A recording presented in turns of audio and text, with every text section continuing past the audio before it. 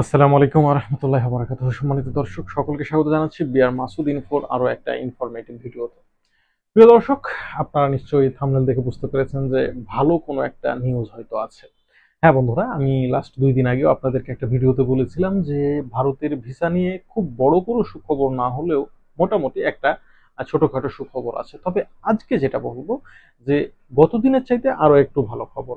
বিশেষ করে এই মুহূর্তে বাংলাদেশ থেকে যারা ভারতে যাচ্ছে তারা ম্যাক্সিমামই হচ্ছে মেডিকেল ভিসা প্রার্থী এবং এর পাশাপাশি কিছু আছে ডাবল এন্ট্রি ভিসা আর কিছু আছে স্টুডেন্ট।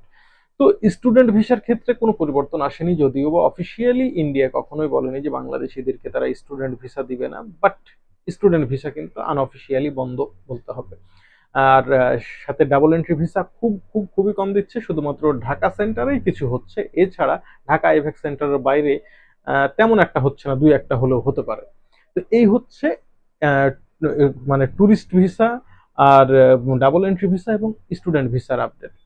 এখন কথা হচ্ছে যে ট্যুরিস্ট ভিসা কি ইন্ডিয়া আমাদেরকে দিবে কিনা। ট্যুরিস্ট ভিসা দেওয়ার বিষয়ে প্রথম কথা হচ্ছে, এখন পর্যন্ত ভারত তাদের যে বৈদেশিক নীতি প্রয়োগ করেছে বাংলাদেশের উপরে, বিশেষ করে শেখ হাসিনা সরকারের পতনের পরে, তাই তারা এখন পর্যন্ত এই বিষয়ে কোনো স্বচ্ছ সিদ্ধান্তে আসতে পারেনি।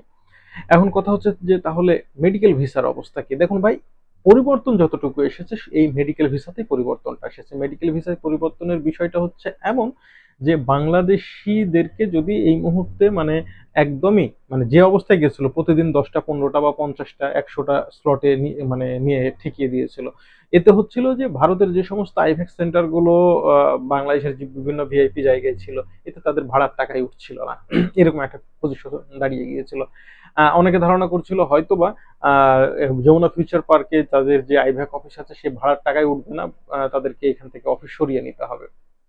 আবার ভারতে যে কাজটা হয়েছে যে ভারতের মানুষজন কিন্তু আন্দোলনে ফেটে পড়েছে, বিশেষ করে যারা বাংলাদেশি যাত্রীদের উপরে ভিত্তি করে তারা ব্যবসা করে, অর্থাৎ বাংলাদেশিদেরকে নিয়েই যাদের বিজনেস, তারাও কিন্তু আন্দোলন করেছে বা এখন পর্যন্ত করে যাচ্ছে। কলকাতার ব্যবসায়ীদের একটা বড় অংশ আছে যারা বাংলাদেশিদেরকে ভিসা দেওয়ার জন্য অলওয়েজ ফাইট করে যাচ্ছে। সেই সমস্ত ভাইদেরকে আমি সালাম জানাচ্ছি, অন্তঃস্থল থেকে ভালোবাসা জানাচ্ছি।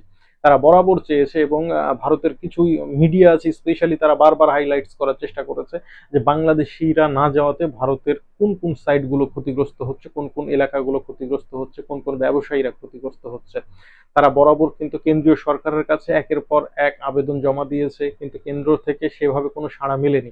পরবর্তীতে যেটা দেখা গিয়েছে যে ভারতের যেটা মেডিকেল ট্যুরিজম, সেই মেডিকেল ট্যুরিজমের কিন্তু 80% হচ্ছে বাংলাদেশিদের উপর নির্ভর করে। তো এই 80% কিন্তু একদম পুরোটাই তাদের লস যাচ্ছিল। শুধু তাই নয়, শুধু চিকিৎসা বাবদ প্রায় বাংলাদেশিরা প্রতি বছর 25,000 কোটি টাকা ব্যয় করে। সেখান থেকে কিন্তু ভারতের একটা বড় অংশের রেভিনিউ আসে, মানে ফরেন কারেন্সি আসে। তো এই যে ফরেন কারেন্সি জেনারেট হতো, এটাও কিন্তু ধীরে ধীরে কমে গেছে। এরপরে কিন্তু আবার পাকিস্তানের সাথে যুদ্ধে যাওয়ার ফলে তারা কিন্তু একটা বিশালভাবে আর্থিক ক্ষতিগ্রস্ত হয়েছে, এমনকি তাদের রিজার্ভেও টান পড়েছে। সবকিছু মিলিয়ে তারা এখানে একটু নতজানু হয়েছে, এছাড়া কিন্তু আর বিশেষ কিছু না। তবে এর মধ্যে সবচেয়ে বড় সুখবরটা হচ্ছে যে এখন প্রচুর পরিমাণে স্লট পাওয়া যাচ্ছে, প্রতিদিন প্রায় 1000 বা তারও বেশি স্লট আসছে। লাস্ট 2 দিনে কিন্তু 1000+ স্লট এসেছে। সুতরাং এখান থেকে আমরা স্পষ্ট বুঝতে পারছি যে ভারত তাদের ভিসা নীতিতে বাংলাদেশের প্রতি একটু নতজানু হয়েছে। তবে আমরা চাই আহ, আপনারা ট্যুরিস্ট ভিসা দেন চাইতে না দেন, আমাদেরকে মেডিকেল ভিসাটা দেন। আর আরো একটা বিষয় আছে, ভারত কিন্তু সব দিক থেকেই কিন্তু দেখা গেছে যে এক প্রকারে ফেলার হয়ে গেছে। যেমন বাংলাদেশিদের সাথে এক শত্রুতা, নেপাল ভুটান চীন পাকিস্তান কারোর সাথে তাদের বন্ধুত্ব নেই।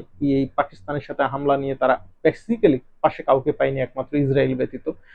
এখানে একটা ধস, তাদের রিজার্ভে একটা শর্ট, তাদের সামরিক একটা বিশাল ব্যয় গিয়েছে। তারপরে বাংলাদেশিদেরকে ভিসা দিব না বলে তারা যখন মুখ ফিরিয়ে নিয়েছে, এই সুযোগটা কিন্তু চীন ব্যবহার করতে চেয়েছে। চীন কিন্তু তাদের কুনমিং আমাদের জন্য খুলে দিয়েছে এবং প্রতি সপ্তাহে কিন্তু বাংলাদেশ থেকে এখন প্রায় 2টি করে ফ্লাইট যাচ্ছে শুধু চীনের কুনমিং এ। তো যদি অবস্থাটা এমন হতে থাকে তো এর সংখ্যা কিন্তু দিন দিন বাড়তে থাকবে, দেখা যাবে যে প্রতিদিন 5টা 7টা করে ফ্লাইট যাবে চীনের কুনমিং এ। তো এই পরিস্থিতি হয়ে গেলে এটা ভারতের জন্য অবশ্যই লস হয়ে যাবে।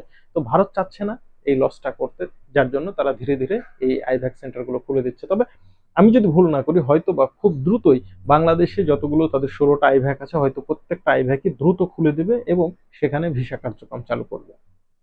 সকলকে ধন্যবাদ। আসসালামু আলাইকুম ওয়া রাহমাতুল্লাহি ওয়া বারাকাতুহু।